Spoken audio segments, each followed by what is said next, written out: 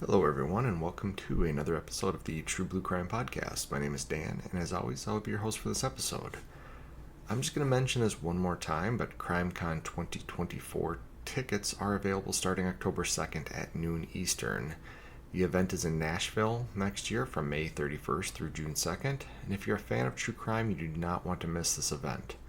While I was not able to attend any of the breakout sessions, I heard the panels and sessions were amazing, with speakers such as Gabby Petito's family, one of Ted Bundy's surviving victims, Kathy Kleiner, as well as some big names in true crime media. The entire weekend is filled with fun activities and amazing people, so sign up if you can. Okay, I promise I'll be quiet about CrimeCon until spring of next year, and let's quick cover the business side of things before we get into today's episode. If you'd like to get updates about what the podcast is up to, please like and follow the True Blue Crime Productions Facebook page. More information can be found at the show's website at truebluecrimeproductions.com. And if you'd like to email the host directly, my email is truebluecrimeproductions@gmail.com. You can also find me on X and Instagram at true_blue_crime.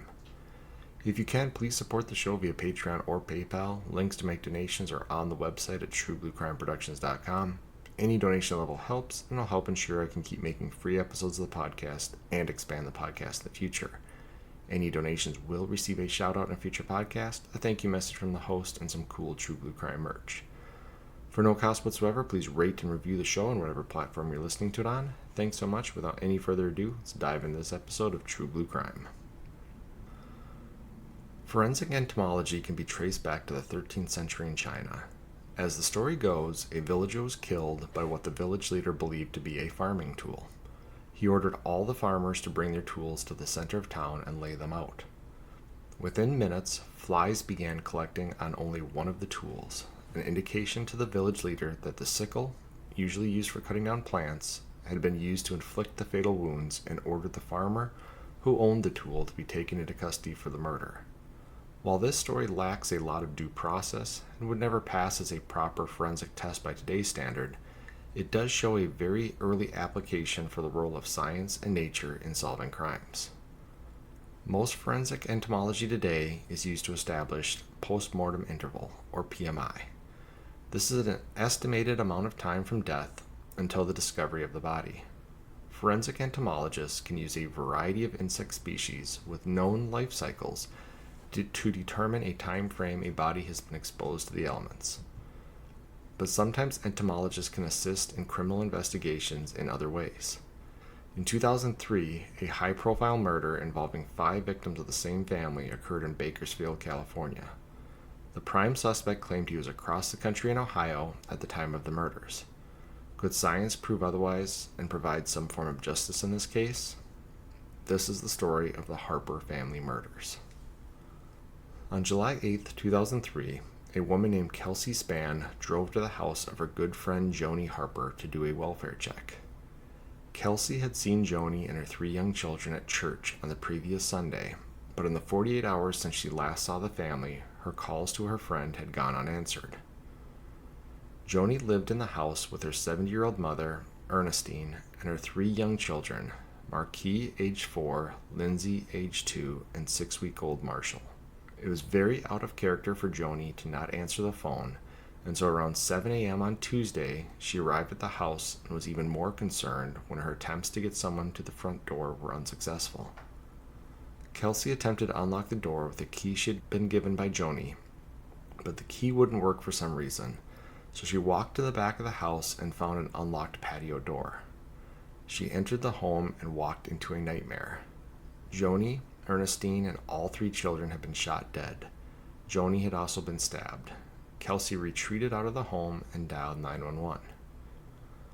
Officers, crime scene technicians, and investigators with the Bakersfield, California Police Department arrived at the house and started processing the dreadful scene. The house had been staged to look like a break-in, but investigators knew this didn't make sense. The main target of the killings appeared to be Joni Harper. She was found face down on her bed, shot several times in her head, back, and neck, and she'd also been stabbed several times. All 3 of the children were found shot near their mother. 6-week-old Marshall was found with a single gunshot wound to the back and was under a pillow next to his mother. 4-year-old Marquis was found under a sheet on the bed next to his mother, and 2-year-old Lindsay was on the floor next to the bed. Ernestine was found in the hallway with a gun she had grabbed for self-defense laying next to her. She had been shot twice in the face and never managed to get a shot off from her revolver. Except for Ernestine, the positioning of the victims' bodies was not consistent with an interrupted burglary. If the burglar had realized the house was occupied, he or she merely had to retreat from the home. And while Ernestine did appear to be responding to something going on in the house, it's likely Joni and the children were killed first, and Ernestine grabbed her gun to respond to the sound of gunshots in her house. That meant the sleeping Joni and her children were likely the first to die and could not have interrupted a burglary. Take a little sidestep here. I did read at least one article that claimed that Ernestine was the first victim, and to me this doesn't make sense. This is actually going to be a murder that occurs in the middle of the day. This family had gone to church on this Sunday, and it didn't say what religion they were, but it sounds like they had services both in the morning and the evening on Sunday, and in between it was common for the family to go home and to take a rest. And this is July, so it's going to be pretty warm, so I just assume that, with 3 young children, especially a 6-week-old, everybody's going to be tired. 4-year-olds can still take naps, and obviously 7-year-olds like to take naps as well. So the whole family is going to lay down for this nap in the middle of the day between these church services. And so, the police aren't going to know it at the time that this murder occurred while the family was napping. But when you look back to that, and we know that now and we know that because this friend of hers saw Joni and the children at church. It was actually the first time the 6-week-old had been brought to church, and so Joni was kind of showing off 6-week-old Marshall to everybody at the church. She had told everybody at church that the family would return for the evening services, but they never did. So this is why police have this timeline that these murders occurred on Sunday afternoon. And so now we have to think of some type of a burglary that's going to occur in the middle of the day, in which the family's napping during the middle of the day, and a burglar comes in, starts to ransack the house, and comes across this sleeping family and decides to shoot and stab and kill them, especially children, including a 6-week-old. Again, this just appears rather quickly to the investigators to be a staged scene. And when I read that Ernestine was potentially the first target, that didn't make sense to me, because if she's going to be shot twice in the face, all of the rest of the family, the Joni and the children being found on the bed without, I didn't read anything about any defensive wounds or anything like that with Joni. I would assume that if you're taking a nap on a Sunday afternoon, you're going to hear a couple gunshots out in the hallway, and you're going to be making some type of an effort, whether it be to go through a window or to hide in a closet or something like that, to get away from the shooter. Whereas it makes more sense that if Joni's the intended target and the children are part of that the shooter would start there, at which point Ernestine wakes up from her nap, hearing these gunshots, grabs her gun, and starts to come down the hallway, and then is ambushed by the killer. So while I read it one way in the article, to me it makes more sense, and we talked about this just in the last case with the funeral murders, is that if your intended target is, in this case, Joni and the children, why would you start with Ernestine and risk the chance that your intended targets survive?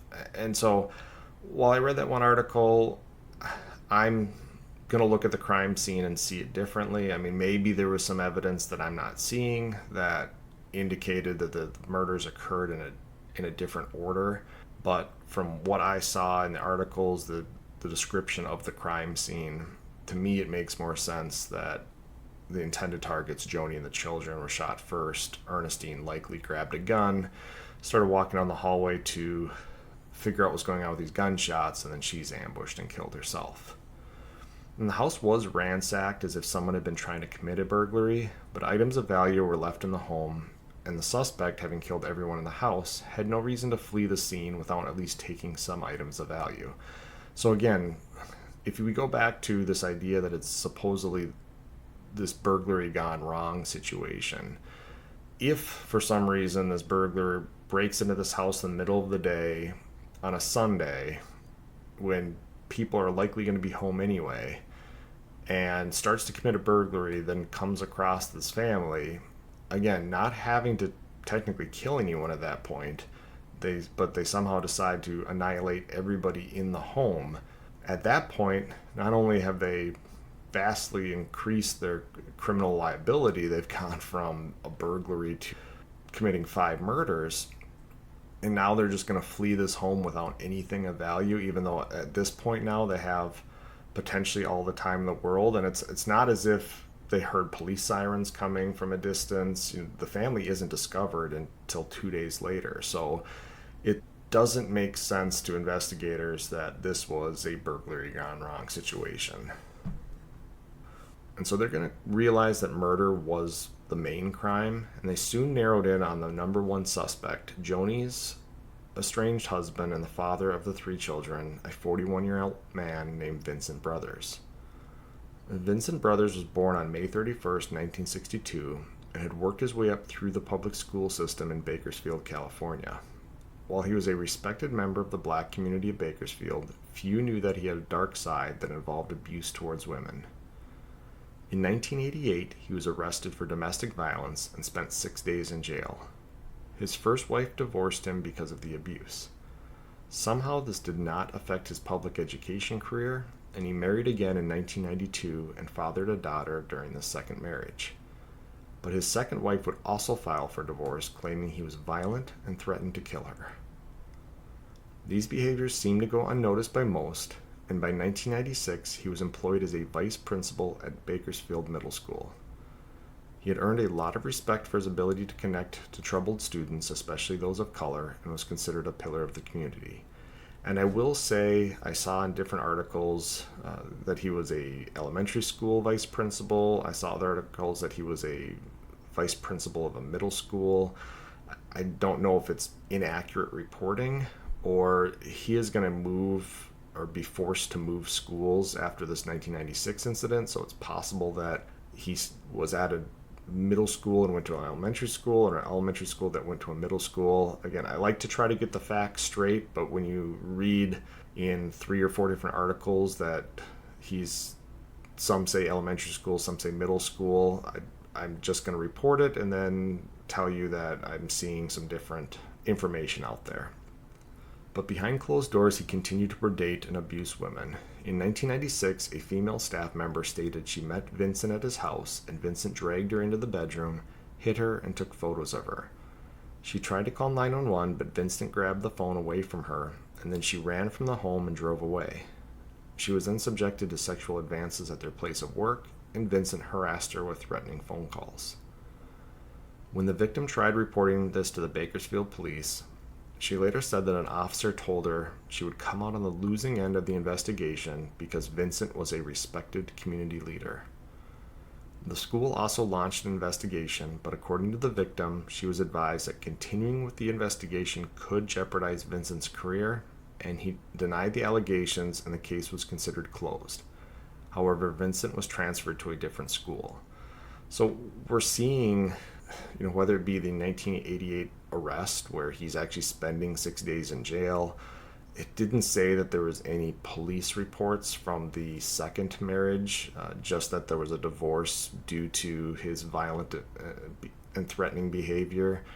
And then we have this behavior reported from a coworker, and when she tries to tell the police, they basically talked her out of filing a report.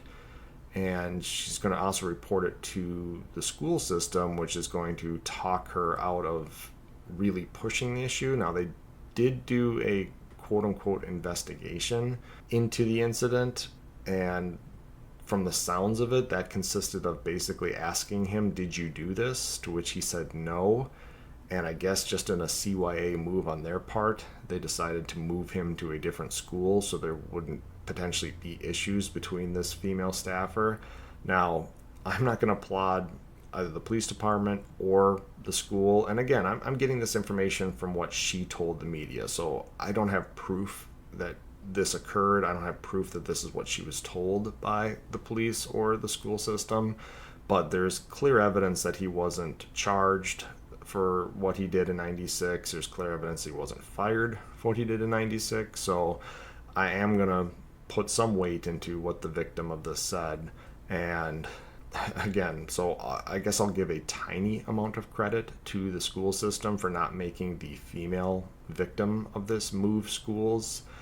Based on everything I read in this case, I almost expected that to be the outcome, where the schools told the female victim that she had to go to a different school because of Vincent's behavior. So tiny bit of credit to the school system for making him go to a different school, but overall there are so many missed opportunities to hold Vincent accountable for his behavior before what's going to happen here.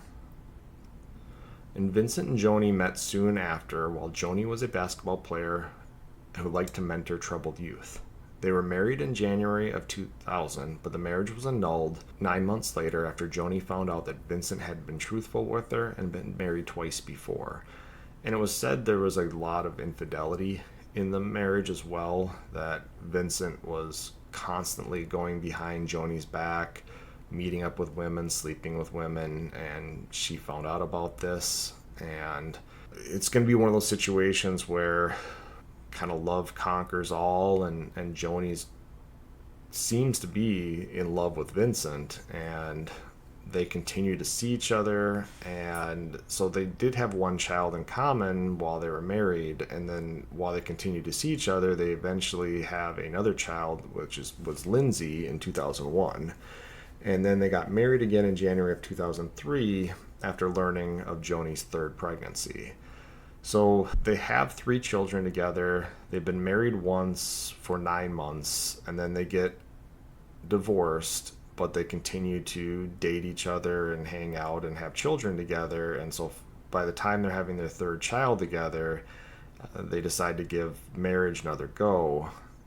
And this doesn't last long, because by April of 2003, Vincent's infidelity and lies once again put the relationship into the blender. And Joni started to fear what Vincent might do to her. She told a couple of her friends that she feared Vincent would kill her, and if something happened to her, tell the police to look at Vincent. Vincent moved out of the house, but would later claim he still drove over to help with some house projects and visit the children. On July 2nd, 6 days before the bodies were found, Vincent flew to Ohio to visit his brother. He had planned on staying in the Midwest for a week, visiting family, and upon hearing the news of his family's death, he drove to a police station in North Carolina and waited for detectives to talk to him. So it's going to come out in trial, but apparently Vincent had not seen his brother for like 10 years. So it was already a little suspicious that during this trip to see family for the first time in 10 years, his entire family ends up being killed. So police are obviously already looking at the significant other for their number one suspect, because that's usually the case. And then if you add in the fact there's infidelity, there's multiple marriages, potential for multiple divorces going on here, there's definitely motive for Vincent to cause harm. They also are going to talk with Joni's friends and hear that Joni was fearful of Vincent, was worried that he might do something to her, threaten to kill her. So police very quickly are going to hone in on Vincent. This whole trip to Ohio doesn't make sense to them, but again, that's not enough. They've got to actually investigate, figure out where he was during the time of the murders. So Bakersfield detectives fly out to North Carolina on July 9th, and it's said in one of the articles that Vincent just began screaming and became uncooperative. And they begin looking into his whereabouts, and they were presented with some credit card receipts showing that he made purchases in the Ohio area during the time of the murders. And he also mentioned something about being involved in a traffic accident with a bicyclist. So at first it appeared Vincent Brothers had a solid alibi, because he could not have been in Ohio making purchases and involved in this accident and also killed his family in California at the same time. But then investigators found a small hole in part of Vincent's alibi. His credit card statements showed that he had rented a Dodge Neon car from a rental company in Ohio after his flight landed on July 2nd. When they reached out to the rental car company, they found out that the car had been returned with an insane amount of mileage added to the odometer, somewhere around 5,400 miles. And now I read two different numbers, and they are transposed. One said 5,400, one said 4,500 miles. I think eventually they're going to figure out that the round trip for him to go from Ohio to Bakersfield and back would be 4,500 miles or somewhere around there. And then he's going to have an additional maybe 900 miles because he's driving between Ohio and North Carolina. So I think when the car was returned, it was a total of over 5,000 miles added to the odometer in the 7 days that he had the car. But ultimately, I think the reporting that I saw, I kept seeing the numbers of 4,500 miles was what they believed he added for driving to California. However, there's nothing criminal about driving a rental car for that many miles, but it did strike investigators as incredibly odd that Vincent would put on that many miles on a vehicle after flying to Ohio to visit with family in the area. They pulled surveillance video of the credit card transactions Vincent was using as an alibi and found that it was not Vincent using the card but his brother. So suddenly, Vincent's alibi was no longer as airtight as it had once been. But letting your brother use your credit card and driving a lot of miles did not prove Vincent was in California at any point during those 5,000 miles of driving. For that, they needed some evidence to put him in the area in the rental car. In the days before reliable cell phone tower pings and vehicle GPS systems, investigators had to think outside the box and find a way to prove that the rental vehicle Vincent drove had been to California. And even if they were to use cell phone tower pings, because Vincent is going to have a cell phone, he left that cell phone in Ohio, and there's actually going to be a phone call made to that cell phone around the time of the murders. So this is a very clearly well thought out false alibi. So even if this was a crime committed today, it would be a situation where if they pinged his cell phone, it would show that it was in the Ohio area during these entire days because he didn't have it with him. And investigators put a hold on the rental vehicle and had it taken to an evidence garage while they searched the vehicle. Normally, it is evidence inside the vehicle that is most valuable to crime scene technicians, but in this case, it was evidence they found on the outside of the car, namely on the external portion of the radiator. Investigators noticed the radiator was covered in a thick coat of insects, evidence of a lot of driving, but they knew that Vincent had put on a lot of miles, but wondered if the insects on the radiator could tell a story. They got in touch with some entomologists who advised them that it would be possible to identify specific species of insects, and from that list they could determine where the vehicle had been driven. To rule out someone else driving the vehicle to California, investigators checked the rental history of the car and found it had been rented locally out of the Midwest, and there was no evidence the vehicle had ever driven west of the state of Michigan. And so this had me a little confused because there's actually no way at this point that they can prove that the car drove to California and back. So I don't know how, by looking at rental history, unless it was just that nobody ever rented and drove this vehicle far enough to get it out of the Midwest. I guess it's possible that if they looked at odometer readings for the last couple months that had been rented long enough to have this buildup of insects on the radiator, they noted that nobody, if they didn't drive it over 1,000 miles, they couldn't go anywhere longer than 500 miles out of the area round trip. So I guess it's possible that in looking at this rental history, they're able to say definitively that the vehicle stayed locally during this time period prior to Vincent renting the vehicle. But they must have had some way, because one thing, I don't know how much we've talked about it on True Blue Crime, but when investigators are looking at a case, the one thing they always have to do is play devil's advocate. They always have to look at things through a defense attorney's eyes, and what type of arguments is the defense going to bring up. So they already know this is a pretty out of the box attempt to get some evidence for this case. And so they fully expect a defense attorney to go after any evidence they gain from this. And of course, since they're trying to use insects to prove that this vehicle had left the Midwest, the first thing they have to do is prove that nobody else could have taken that vehicle. Because if they can't do that, the defense attorneys are just going to say anybody could have driven that. And especially if it was one of these rental vehicles that goes all over the country. If somebody rents a one-way, I know when I visited Australia in 2016, I rented a car from the Melbourne airport and turned it in at the Brisbane airport. And I want to say that was like something like 2,000 kilometers that I drove on that rental car the week that I had it in Australia. But the point is, if I drove it from Melbourne to Brisbane and then somebody rents it in Brisbane and then drives down to Melbourne to commit a murder and then drives back to Brisbane, they're not going to be able to prove that whoever drove that car for sure drove it to Melbourne, because I had just driven it from Melbourne to Brisbane. So what I'm saying is they have to find some way in this case to definitively say the only person that could have driven this vehicle out of the Midwest was Vincent, and we're going to use the insect evidence to prove that. And so the radiator was removed from the vehicle and sent to the University of California, Davis, to an entomologist named Dr. Lynn Kimsey, who removed several dozen dead insect carcasses and parts off the radiator. She was able to identify many of the species of insects and came to several conclusions. Some of the insects found on the radiator were only native to areas west of the Rocky Mountains, and some were isolated to California and its surrounding states. This meant the car did travel to the area of California during the week that Vincent rented it. Dr. Kimsey also noted that the lack of some insect species indicated the vehicle was mostly driven through the American West at night, as there was a lack of butterflies amongst the insect bodies, and butterflies are not active at night. This gave investigators a timeline for Vincent's movements. They determined he traveled by air to Ohio on July 2nd and rented the vehicle.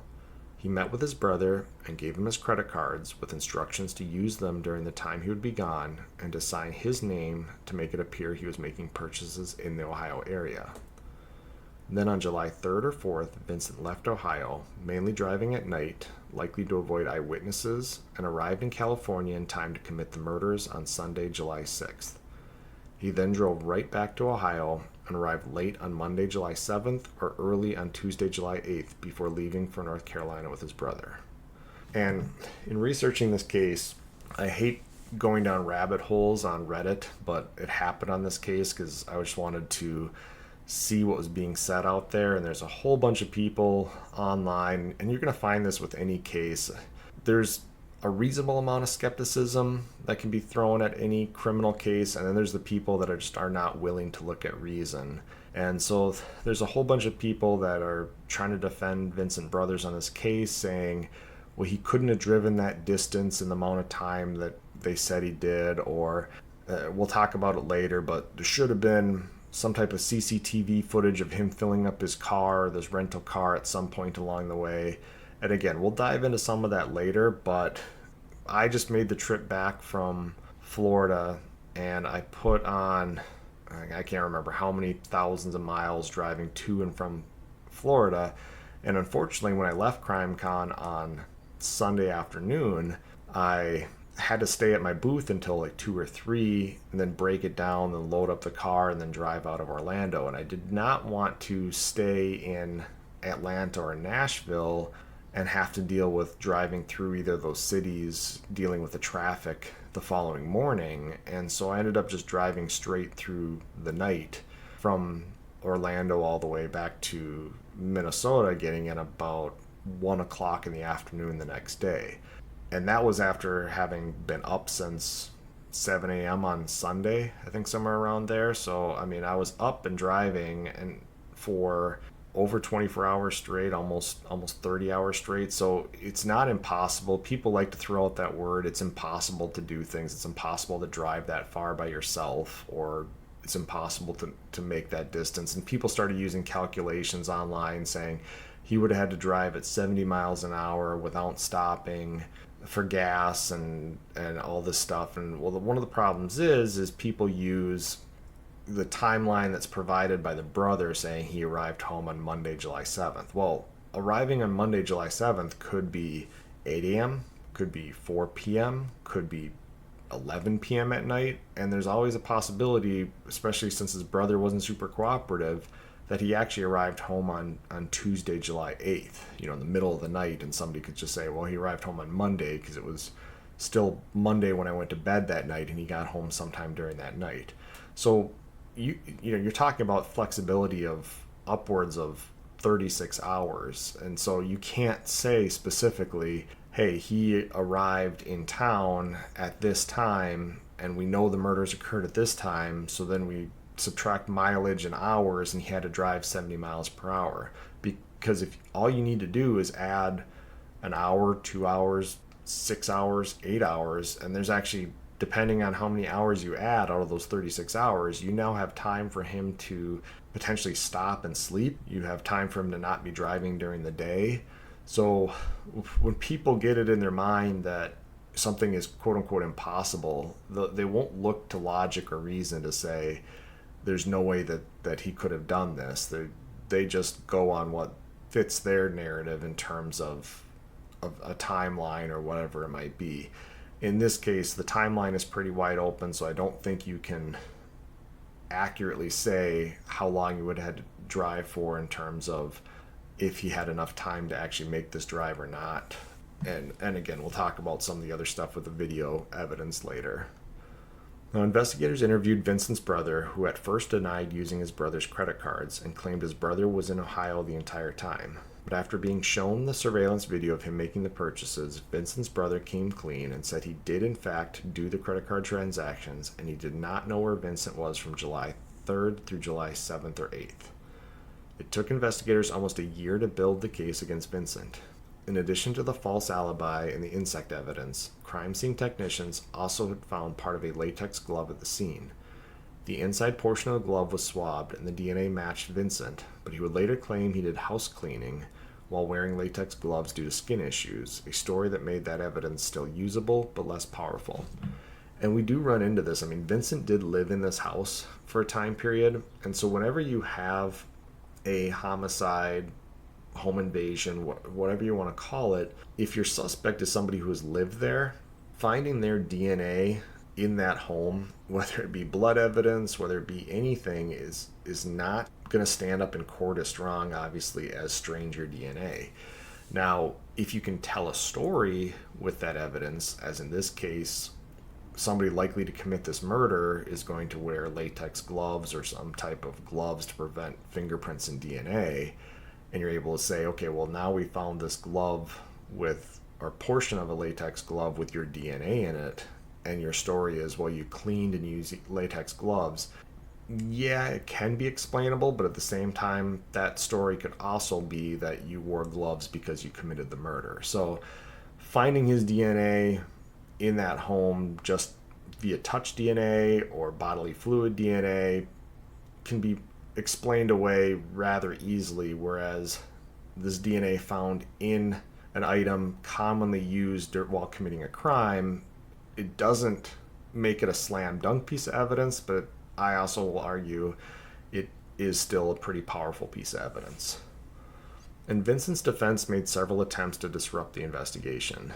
Vincent, remember, he initially claimed that he was involved in that car accident in Ohio on the day of the murders, and he claimed to have hit a bicyclist and then fled the scene. And there's a news story about a hit-and-run accident involving a similar car to the one Vincent had rented, and the driver was described as a black male, but initially the suspect was not identified. As this would provide proof Vincent was in Ohio, his lawyer hired a private investigator to find the driver of the hit-and-run vehicle. The thought being, if the police couldn't find the driver and the private investigator couldn't find the driver, then the defense could introduce this at trial to create reasonable doubt. However, the private investigator did find the owner of the vehicle, and it wasn't Vincent, but they failed to notify the prosecution of their findings, which was a violation of discovery in the case. They would later claim they identified the owner of the car, but he wouldn't admit to driving that day. But the judge and prosecutor didn't buy the story, and the judge actually threatened to investigate this and several other violations by the defense team after the trial. And this brings me back to under True Blue Crime Investigates. Discovery has to work both ways in a trial. In order for the trial to be considered fair, both sides have to cooperate and share evidence. And the prosecution in the Austrian yogurt shop murders, the police had evidence that the gun that one of their suspects was caught with was not the murder weapon. And they specifically did not do a report on that, so there would be no record of that, so that it couldn't be brought up at trial, because they knew that that would create a lot of doubt for the jury. They would rather say that, hey, the .22 caliber gun was used in this crime, and this suspect was caught a few days later with the .22 caliber handgun. It's the same thing here, where and I went after the prosecution for that when I covered the yogurt shop murders in True Blue Crime Investigates, and it's the same thing here. You're going to attempt to use a defense during the trial that you know is false. You know that Vincent wasn't driving that car, and you've got proof of it, you've got evidence of it, and you're keeping that out of the trial. And like I said, it's that eventually is going to come back to bite the defense, and we'll talk about it here when we talk about the trial. But it's just another example of lack of morals that are used sometimes in these trials by either, in the case of the Austin yogurt shop murders, the prosecution, and in the case of this, the defense. And Vincent was finally arrested in April of 2004 and was charged with 5 counts of first-degree murder.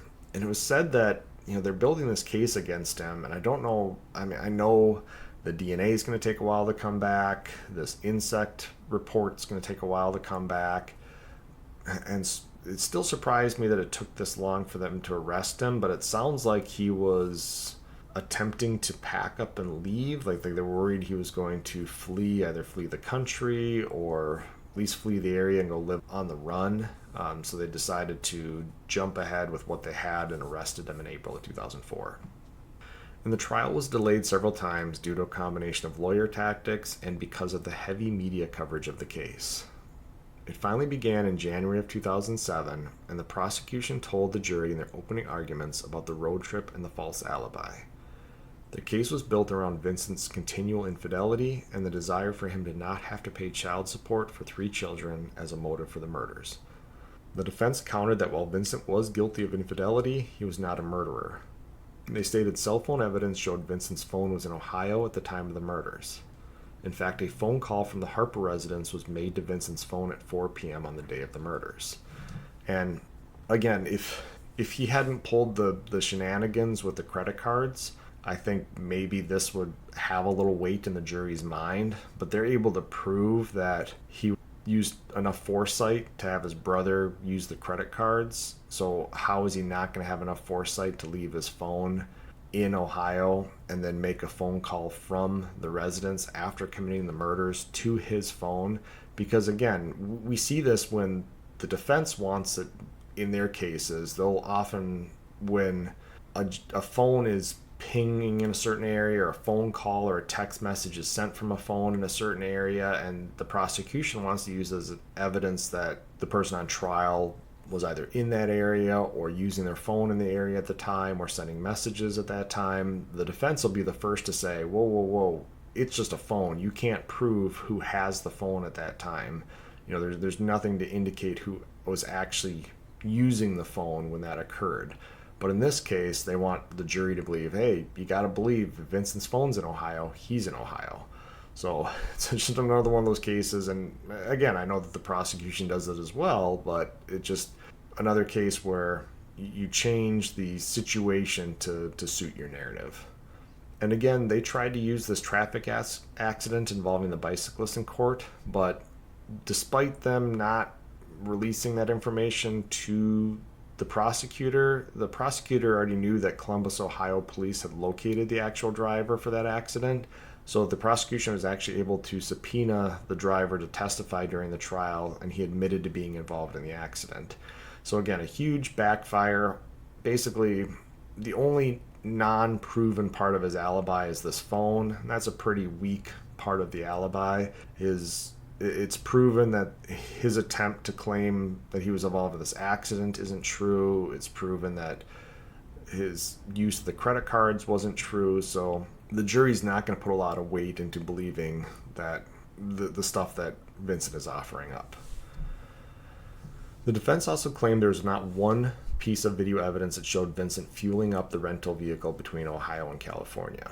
And this also gets really hit up on the Reddit board saying, well, he would have had to stop for fuel, at least a dozen times, and how come there isn't one shred of video evidence? Well, A, you don't know where he's stopping. If you make a cross-country drive, every single exit on the interstate, for the most part, every single exit on the interstate has a gas station or multiple gas stations.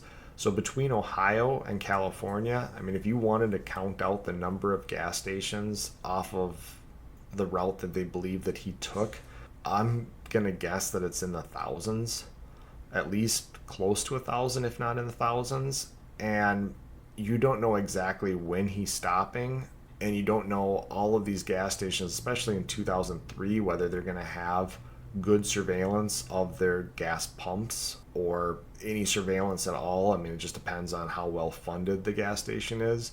And so I guess, yes, police could have sent out something saying, hey, does anybody have evidence of this guy coming into your gas stations? But again, that completely relies on people to have a memory of this guy coming in to pay for his gas. This is 2003. There's still, I guess, pay at the pump, but that would have left a credit card signature, so he would have been paying cash, so he would have had to go in. But still, you're talking about a needle in a haystack in a field of haystacks if you're going to try to find a 3 to 4 minute clip of this guy filling up gas at one of thousands of gas stations between Ohio and California. So it's not that this video wouldn't have existed, it just would have been very difficult for anybody to find this video. And so just because it's that difficult to find, I think that shows why there wasn't evidence found of him filling up the vehicle between Ohio and California. And in a rare move, Vincent took the stand. He denied any involvement in the murders and claimed he was driving around with his other brother during the 3 days his location was unaccounted for. This prompted prosecutors to subpoena the other brother, who refused to show up in court and ultimately ended up with a $100,000 arrest warrant for dodging the trial. So, Vincent's going to take the stand. He's going to continue to lie. He's going to say, well, my one brother I came out here to visit that I haven't seen in 10 years, that I gave him my credit card and told him to make these purchases. He doesn't know where I was for those 3 days because I was with my other brother.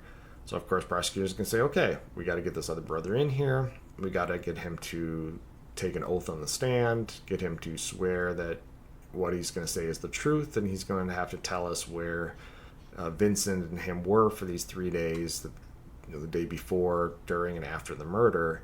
And this brother doesn't show up to the subpoena and ends up getting this arrest warrant issued for dodging the trial. And it sounds like the trial would have ended before he was ever arrested. And again, creating reasonable doubt needs some foundation to it. So had this brother come in and testified, and had he even lied on the stand and said that he was with Vincent, there's at least a little bit of a foundation there for the jury. When you're throwing out accusations like this, and then the one person that can come in and provide a foundation for this doesn't show up, it's not buying you a lot of trust or belief with the jury at this point. And the trial ended on May 15th, 2007, and the jury deliberated for 3 days before returning a verdict of guilty on all counts. On September 27th, 2007, a judge ordered Vincent to be put to death for his crimes. On the day of the death sentence, Vincent's surviving daughter from his second marriage gave a victim statement and denounced her father and changed her name so she would no longer be associated with them. So she had a hyphenated last name. It was her first name, and then I believe her mother's maiden name, Dash Brothers, and she just had the Dash Brothers dropped basically that day in court, so she would have no association with them. She basically said something to the effect that the man sitting in the chair in the handcuffs is no longer my father, he's just a nobody to me at this point. And Vincent was sent to San Quentin prison to be executed, where he remains on death row today. His current appeal status is unknown, and California currently has a moratorium on the death penalty. Vincent Brothers is another example in a long list of people who feel the best way to escape the responsibilities of being a father is to kill everyone who they feel is a burden. Sadly, in this case, that involved his wife, his 3 beautiful and innocent children, and his mother-in-law, a civil rights activist hero. And we didn't talk about that much during the episode, but there was a little bit of belief. This is why Ernestine had a gun, is she had gone through some of the extreme difficulty of civil rights movements and put herself out there kind of as a target during the 60s and 70s. And so she was well respected now, but there was still obviously a fear that she lived with a little bit, that somebody would be coming back to get her at some point, which is why she kept this revolver with her.